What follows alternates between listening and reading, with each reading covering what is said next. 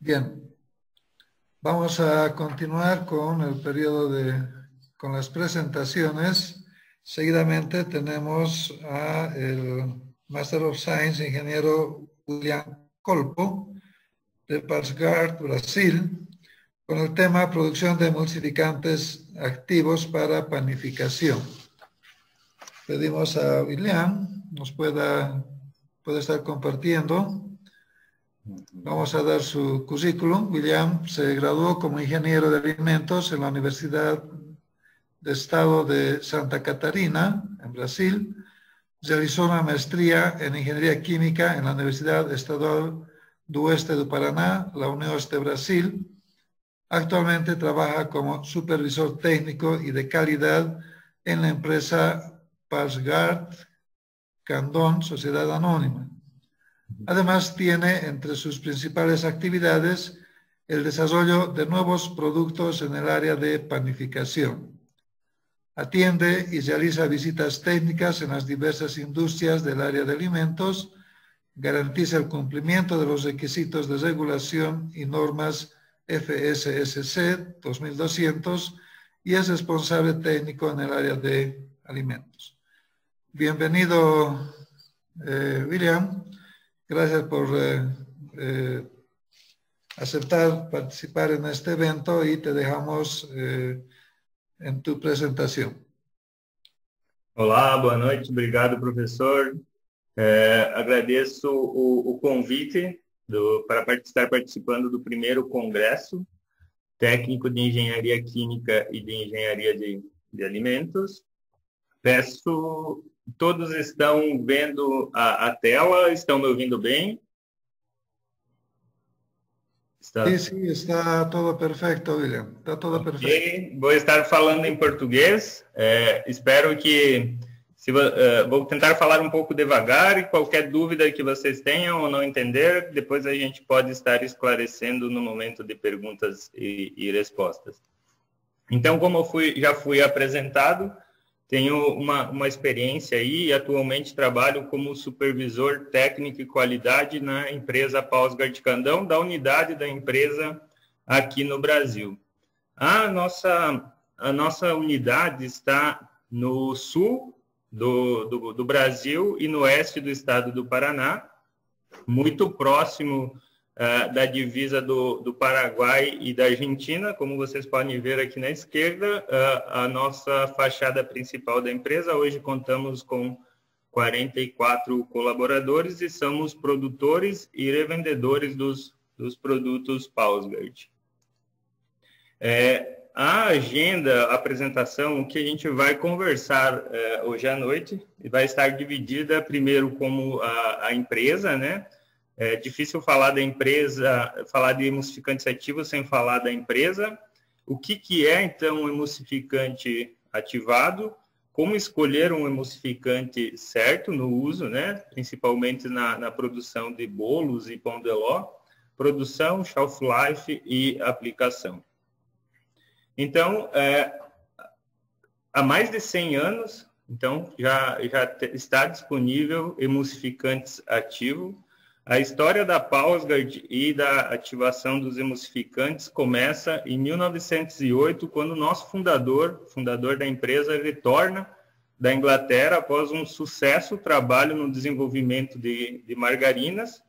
E com o fim da Primeira Guerra Mundial, ou durante a Primeira Guerra Mundial, indo para o final, na ausência de gorduras derivadas animal, então é criado o primeiro emulsificante comercial. Depois da criação desse primeiro emulsificante, a gente tem uma expansão da empresa e também uma expansão do consumo desse emulsificante por toda a Europa, chegando então aos dias atuais. Nesses dias atuais, os desafios então é voltado à sustentabilidade da empresa e à produção de emulsificantes mais seguros.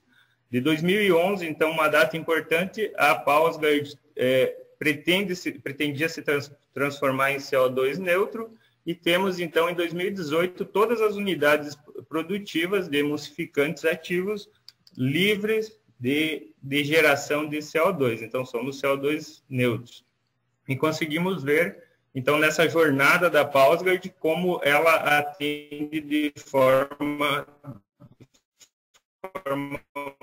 mundial. Também aqui unidades produtivas, escritórios de venda, centro de aplicações, depósitos e distribuidores. Então, estamos disponível, ou temos emulsificantes disponível de forma global. Mas aí a pergunta que vai responder, o que vai nos embasar durante toda essa apresentação, o que é um emulsificante ativo? Então, a gente fala emulsificante ativo, os emulsificantes que têm a capacidade de aerar quando adicionado numa base de bolo. Então, basicamente, a gente tem o poliglicerol éster como a base do emulsificante ativo, mas o que transforma o emulsificante para se tornar ativo é a superfície de contato. Então, nós temos um recobrimento de um veículo, de um amido, com o emulsificante, e essa pequena deixa ele de forma ativa. Quando eu falo pequena partícula, a gente pode imaginar bem pequena, porque com uma caixa de aproximadamente 15 quilos, 4 a 5 campos de futebol. Então, se a gente pegar a superfície de contato desses pequenos grânulos de amido, a gente vai conseguir recobrir esses campos de futebol. Então, a gente está falando de uma partícula bem pequena. Quando a gente tem o emulsificante ativo, aliado a uma partícula bem pequena e uma ampla superfície de contato, nós estamos falando de emulsificantes ativos. Nesse vídeo, eu vou mostrar um emulsificante ativo. A gente pode ver na esquerda e na direita está um emulsificante inativo, ou seja, ele não foi ativado por um processo e ele não tem uma grande superfície de contato. Então, a gente vai poder ver no decorrer do vídeo essa diferença. A principal diferença está na incorporação de ar desse bolo. Então, a gente vê que nos primeiros minutos já de teste ou de batimento, esse bolo já tem a aeração.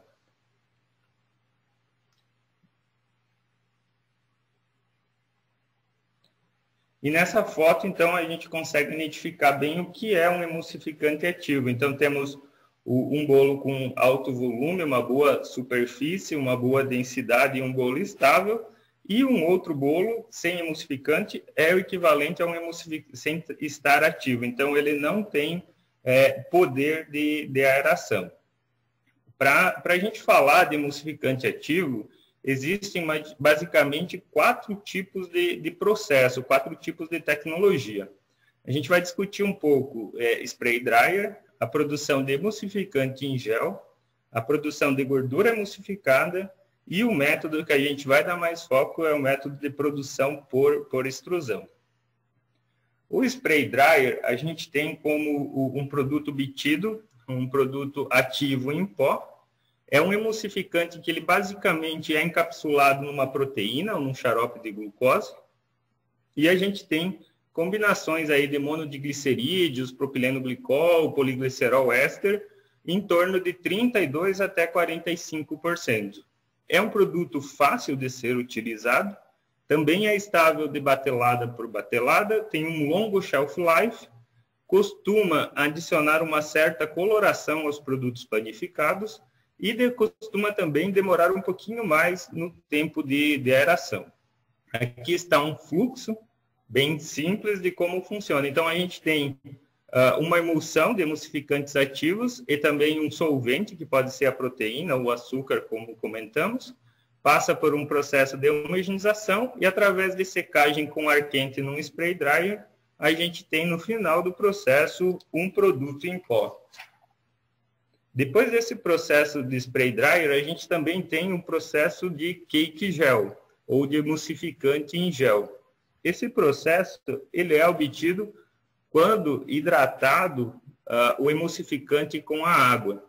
Então, o desafio desse projeto é formar uma hidratação homogênea através do processo produtivo homogêneo e estável do emulsificante e da água.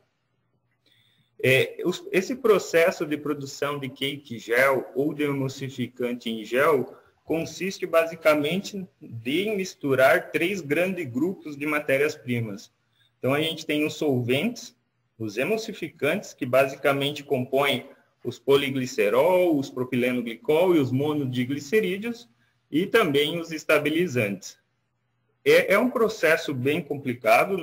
A Pausgard tem linhas de produção de emulsificante em gel, porque durante todo esse processo, todos os parâmetros devem estar bem calculados, porque a ativação ou a qualidade do gel basicamente depende da formação de alfa-cristal. Esse alfa-cristal somente é ativo quando está na sua fase lamelar. Então, a gente tem formações de emulsificante, água e emulsificante. Quando a reação ocorre de forma regular ou atende os padrões de qualidade, a gente tem um gel, como na foto, que é numa forma cristalina. Tem o shelf life, ou seja, tem essa formação alfa-cristal estável de aproximadamente 12 meses, e uma quantidade normal, uma concentração normal de emulsificantes, por exemplo, aqui no Brasil, é de 20% a 25%. Mas eu vou apresentar para vocês também os problemas que a gente tem. Quando o controle de qualidade dos parâmetros, por exemplo, dureza da água, qualidade dos emulsificantes, temperaturas, métodos de produções ou etapa que realmente atende, que deve ser adicionada às matérias-primas, não são respeitadas, então a gente não consegue ter uma formação lamelar entre os emulsificantes e acaba tendo, então, a não formação de alfa-cristal. Esse produto há uma migração das moléculas de água, então não fica alinhado com o emulsificante, gerando problemas. Basicamente, esse produto não é estável, a gente não tem o shelf life e não atende os padrões de qualidade. Então, quando o processo de produção não é respeitado, o produto não é vendido, por exemplo, para os clientes. Outro método de produção de emulsificantes ativos e venda é conhecido como gordura emulsificada, ou shortening. Ela pode ser em pasta ou líquida, mas esse produto a gente tem um desafio para trabalhar, porque ela pode, por exemplo, no inverno, ser muito pastosa e muito dura, e no verão também estar com uma densidade um pouco mais baixa, para se transformar em líquida. E o processo de gordura emulsificada para usar nas pré-misturas, ela pode ter bastante problemas na hora da mistura. Quando a gente vai misturar essa gordura na farinha, a gente pode ter pequenas formação de grumos. Basicamente, as vantagens que tem de se utilizar a gordura emulsificada é para a produção de bolos e pode, então, se escolher aí diferentes tipos de gordura para a composição.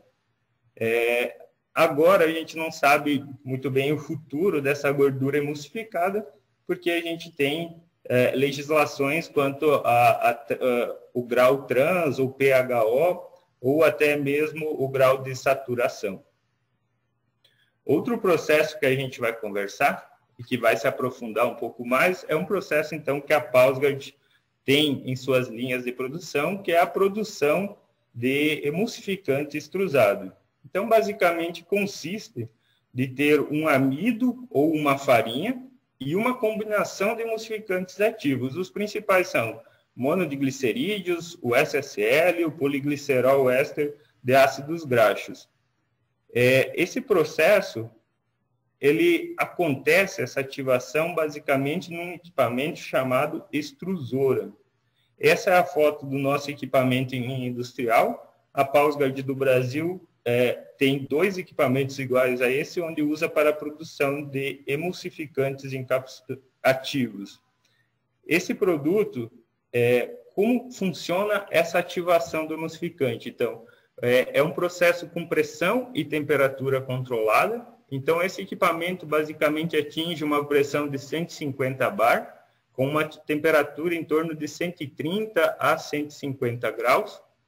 E isso, então, fornece uma alta pressão que, ao sair do processo de extrusão, quando tem essa queda de pressão, o produto, então, acaba recobrindo as partículas do amido. Então, o emulsificante ativo, a combinação de emulsificante, ele cobre a partícula do amido.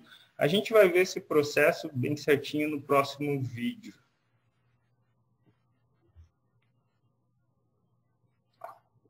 Então, nós temos um desvio de pressão, uma queda de pressão, ao sair da extrusora, e nesse momento, então, o emulsificante ativado acaba recobrindo uma pequena molécula de amido de arroz, na casa dos microns. Um grânulo de amido de arroz tem de 2 a 5 microns, e esse recobrimento, então, aumenta bastante a superfície de contato e que transforma, então, esse emulsificante na forma ativa.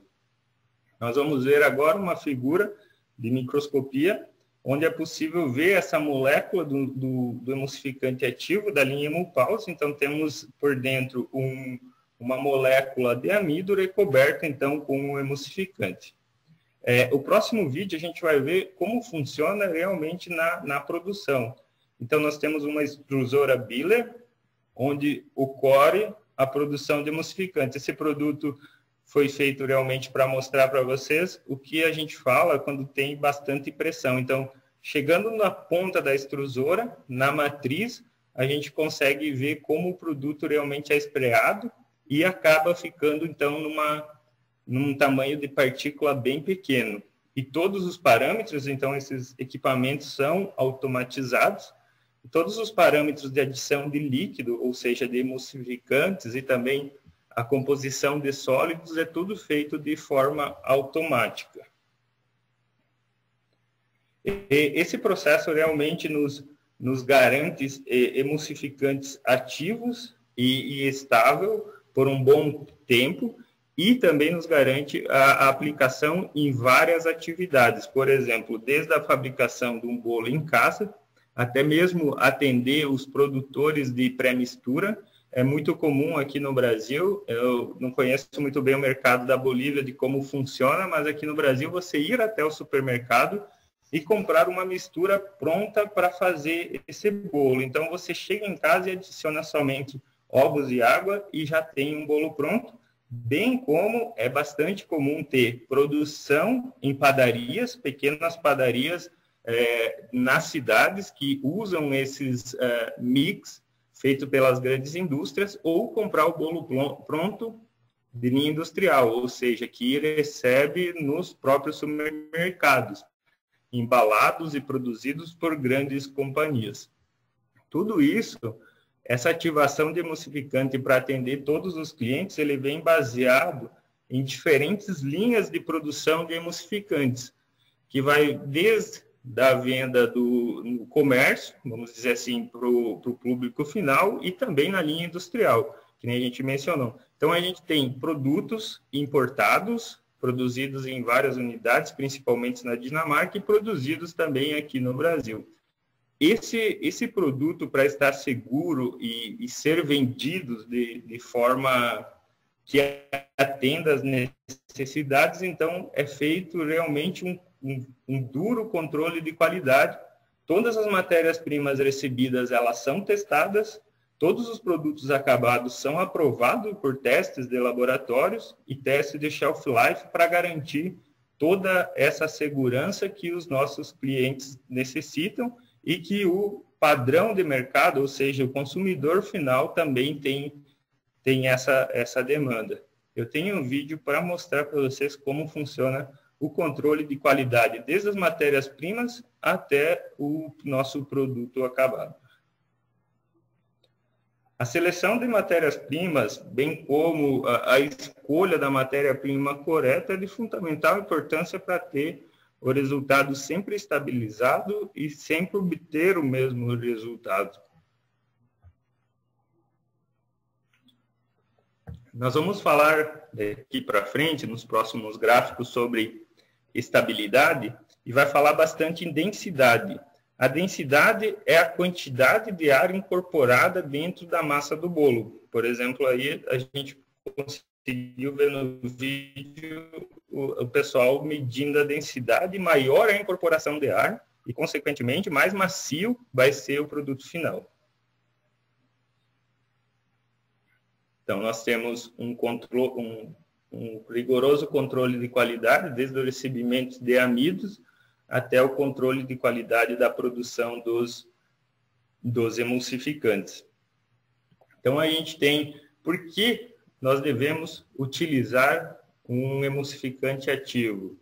Então, a gente precisa garantir a aeração a cada batelada, para garantir a estabilidade e a emulsificação de todos os ingredientes, ou seja, farinha, açúcar, ovos, água, e garantir o assamento, garantir a estabilidade durante todo o processo de forneamento e atender o padrão dos clientes. Um bom emulsificante ativo, ele deve garantir ou deve suprir variações, por exemplo, de temperatura. A temperatura é um fator que impacta bastante durante a incorporação do ar. Então, a gente pode ver aqui que num perfil de densidades de batelada, mesmo variando a temperatura de 20 para 30 graus, ou seja, de um ambiente um pouco frio para um ambiente até relativamente quente, a densidade varia, é comum variar, mas num conceito de não variar tanto. Então, a gente vê pequenas variações, mas não tanto. Então, isso quer dizer que tem um emulsificante ativo e seguro. Outra forma de se avaliar a qualidade do emulsificante ativo é a estabilidade batch por batch. Nesse gráfico aqui mostra de um produto que foi desenvolvido recentemente pela Pausberg. Então, a gente tem 35 bateladas e a média se mantém a mesma na média de densidade. Isso quer dizer que temos um emulsificante ativo de batelada para batelada.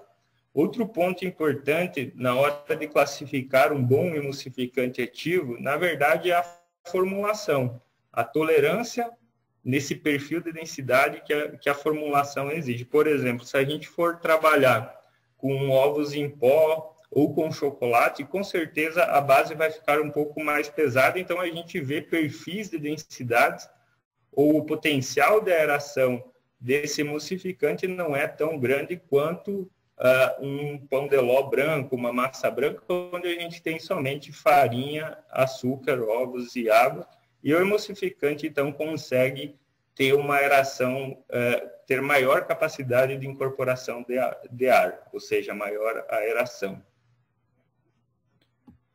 Outro fator importante, por exemplo, para classificar um emulsificante ativo na hora de pensar uma formulação ou quando a gente está falando de formulações a níveis industrial, quando a gente tem um padrão estabelecido de densidade, onde nossos clientes buscam sempre a mesma aeração todo o lote ou toda a produção, e a gente tem diferentes composições, por exemplo, de açúcar e farinha ou diferentes qualidades dessas matérias-primas, então, fazendo pequenos ajustes nas proporções de amidos e farinhas, a gente tem, então, uma possibilidade de ajustar a densidade.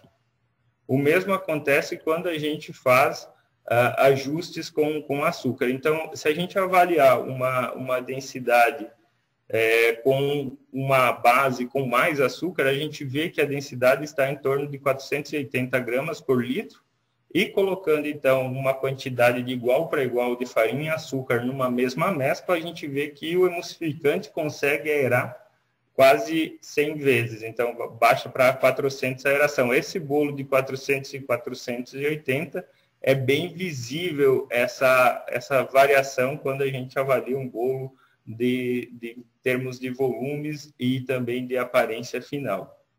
Outro ponto bem importante da utilização de emulsificantes ativos é que a gente tem essa aeração logo nos primeiros minutos. Então, a gente percebe que quando o processo começa a bater, o processo de batimento da maceira, a gente, então, já chega a uma densidade de 450 em 2 minutos de batimento. Isso é muito bom, tanto na linha industrial, quanto na linha de padarias e quanto para o consumidor final. Isso dá uma garantia, dá uma segurança em utilizar emulsificantes.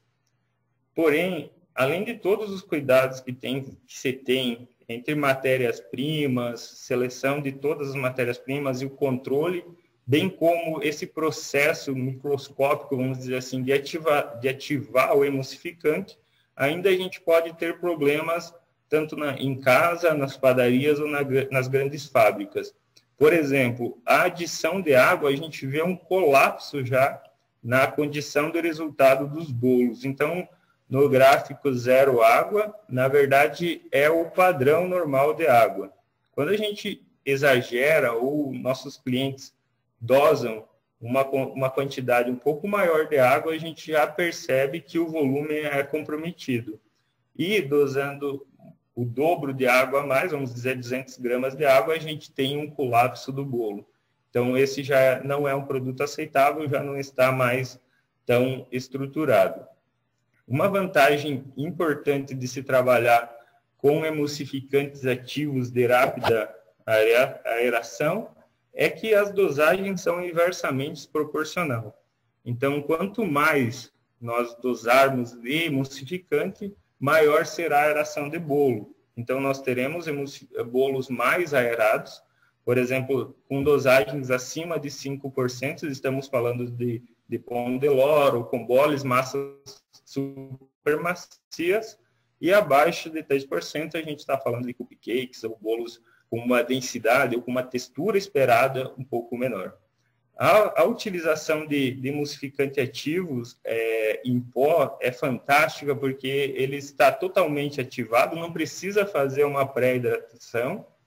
É possível produzir somente com emulsificantes e as outras matérias-primas um bolo sem gordura. Então, nessa pegada hoje de ter bolos mais saudáveis, ter produtos mais saudáveis, então é possível produzir, é possível simplificar a declaração utilizando o Clean Label, ou seja, a gente está atendendo o Clean Label, reduzindo a quantidade de produtos declarados no rótulos, além de ser não alergênico e não GMO. Então, aqui para mostrar como escolher o emulsificante certo.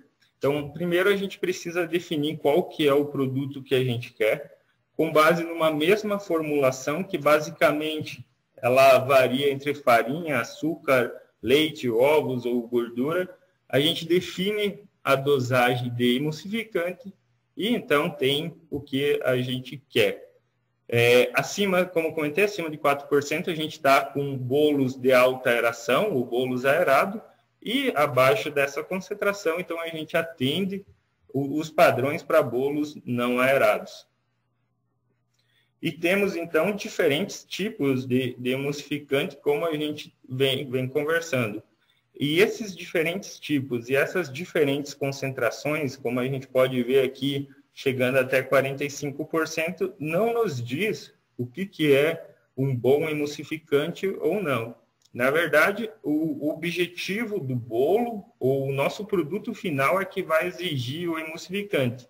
Muitas vezes, por exemplo, um Emulpause com dosagem de 35%, ou um Monosoft com concentrações de 25% de emulsificante, atende melhor a aplicação do que um emulsificante com uma dosagem ou com uma concentração de 45%. Então, essa avaliação ela é feita sempre que o cliente, ou sempre que se tem uma demanda com a informação da formulação. E nesse conceito, quando não se tem nada no mercado pronto, vamos dizer assim, para atender um novo conceito de bolo, uma nova demanda de produtos de panificação, então é importante a gente verificar tudo que temos no mercado e se nada dessas densidades, desses perfis de densidades e dosagem a gente atender, então inicia-se o processo do desenvolvimento de um novo emulsificante. Basicamente, um novo emulsificante ele é desenvolvido quando você tem uma demanda, vamos dizer assim, de um padrão de uma grande indústria ou de uma região. Por exemplo, o Sul, o Nordeste, enfim, do Brasil, tem características diferentes de cada emulsificante. Então, o tempo de abertura, a densidade dele em relação ao tempo, bem como a densidade dele com base na formulação, é o que define ou que exige para a gente um novo emulsificante ou a indicação de um emulsificante que a gente já tem pronto do mercado. Um emulsificante ativo, ele só está liberado, ou ele só está desenvolvido por completo quando ele ficar com o seu shelf life testado, por exemplo, durante 12 meses, se esse for o shelf life, se essa for a vida de ativação do emulsificante, ou 24. Então, quando é desenvolvido um novo emulsificante, a gente avalia com todas as matérias-primas e com todos os padrões durante todo esse shelf life e acompanha, então, as aberturas, acompanha as densidades no decorrer de todo esse tempo. A gente pode ver no vídeo, próximo vídeo. Para ter essa estabilidade e a qualidade na formulação ou na condição do bolo, tem muita tecnologia envolvida, desde destilações para produzir o emulsificante certo para misturar, o acompanhamento do volume, a escolha do produto ou da formulação. Toda essa avaliação é feita por uma equipe global, é testada em várias unidades, em vários pontos do mundo, vamos dizer assim, para conseguir avaliar e aprovar e ter, então, um emulsificante feito na indústria que chega até a nossa casa, na forma de pré-mistura ou na forma também de bolo pronto, onde você já consegue comprar diretamente da indústria. Com esse vídeo e com esses detalhes, eu finalizo aqui a minha apresentação. Acredito que foi uns 30 minutos, conforme acordado. Agradeço novamente o convite para estar presente no Congresso.